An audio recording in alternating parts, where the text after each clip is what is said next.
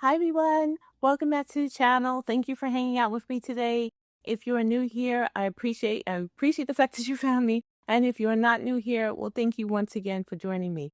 So, what's on our crochet agenda today? Well, I'm going to show you my latest design. It's called Mosaic, and it's a beautiful beaded crochet bracelet. So, this is what the Mosaic crochet bracelet looks like. As you can see, you can do many different styles. All three of these styles are different, but they're equally pretty, in my opinion. And I'm actually wearing my favorite. This is a prototype from the design that I made, and I love this. It's made from basic pony beads, really good quality ones, though. Not, you want to, but affordable still, is what I'm trying to say. So once you get the technique down, you'll be able to make one of these bracelets in probably 15 minutes or less. 15 minutes is about right. One thing you'll have to know is you'll need to measure, hold your hand like this as if you're putting on a bracelet, and measure around the widest part of your hand. If I'm measuring my own hand, I usually put a piece of tape on the edge of the tape measure and then take the measurement. For me, that's 8 inches, and I'm going to make an 8-inch bracelet today. The bracelets do have a little give to them, so 8 inches is perfect for me. One more thing. I'm going to put all the supplies and everything in the description, okay? Because I want to get right to the tutorial. So let's get started.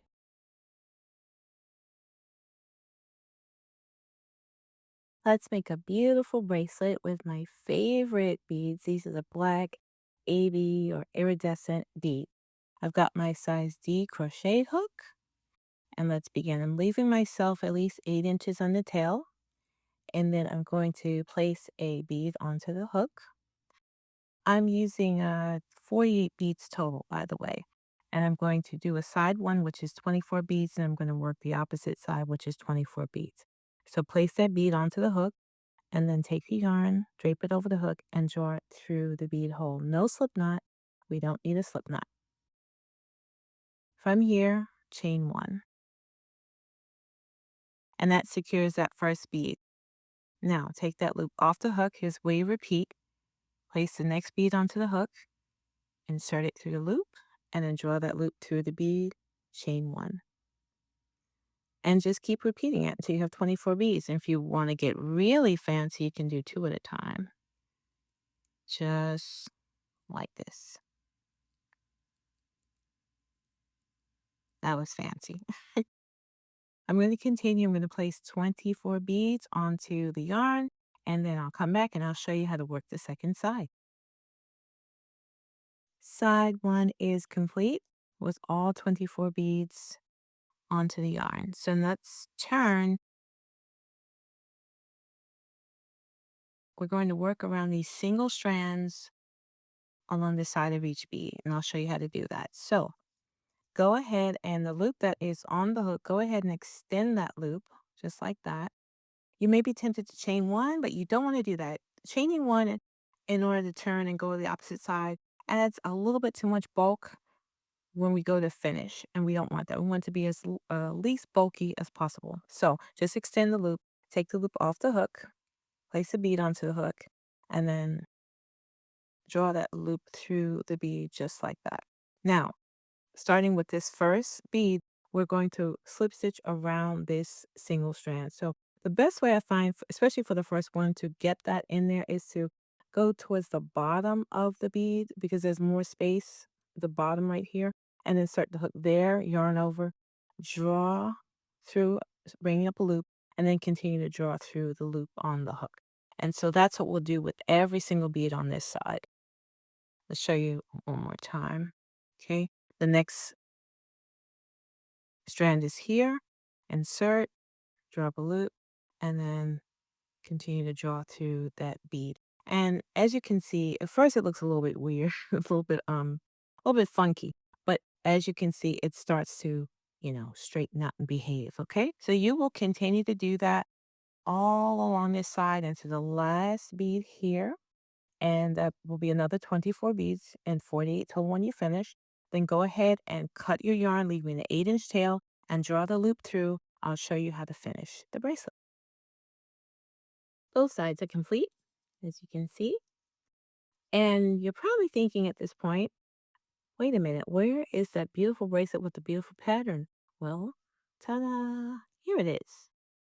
So we were actually working from the underside of the bracelet. Wrong side.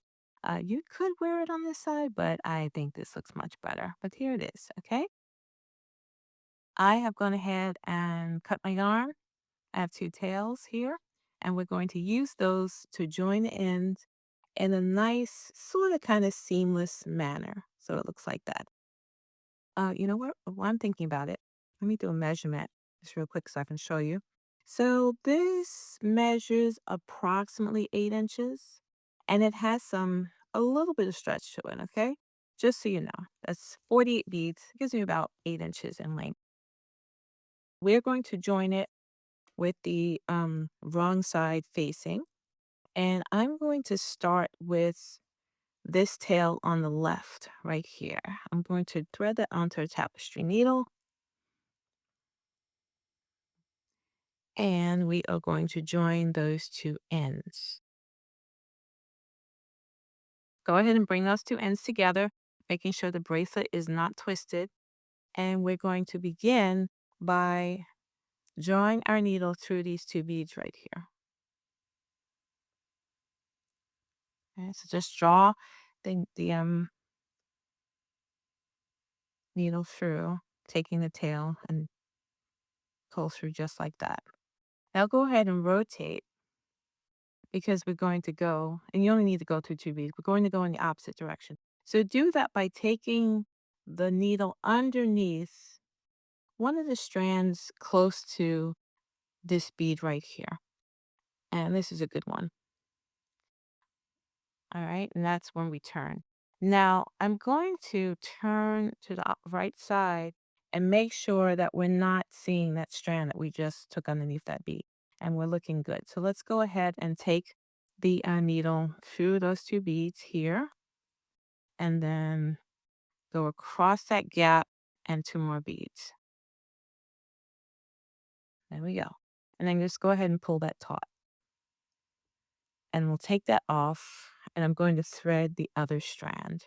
I've threaded the second tail onto the needle, and we have this one just kind of waiting. And so I'm going to rotate counterclockwise, and we're going to take this tail and go the opposite direction. So in through two bead holes, and pull that. Now we rotate. Well, first take it underneath one of the strands. Can't forget to do that.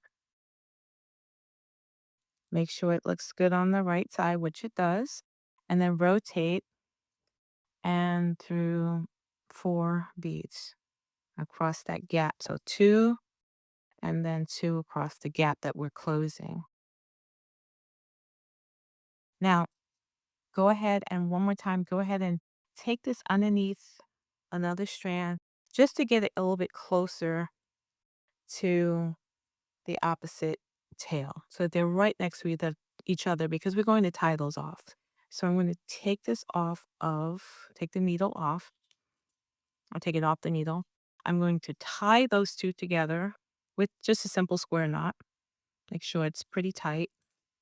You know, not ridiculously tight, but secure is what I'm trying to say. All right, I'm going to secure it.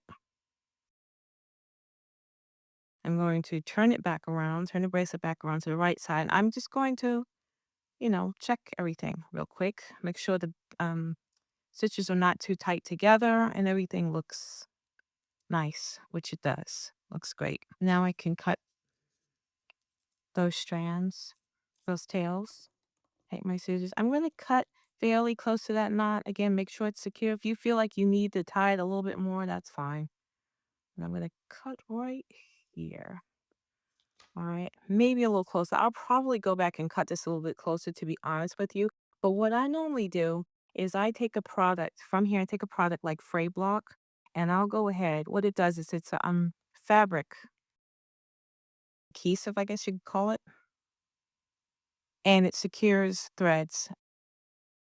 So I'm going to put a tiny, ever so tiny bit of that product onto that knot right there. And it dries clear, doesn't dry hard or anything like that.